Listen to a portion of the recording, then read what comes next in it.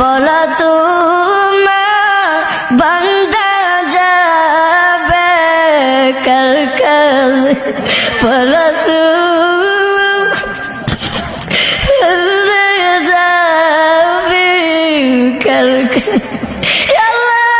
আপনি যদি আমাদেরকে মাফ না করে আল্লাহ বলেন আমরা কার দরবারে যাইব? আল্লাহ উপরে থাকবে আসল ময়দানে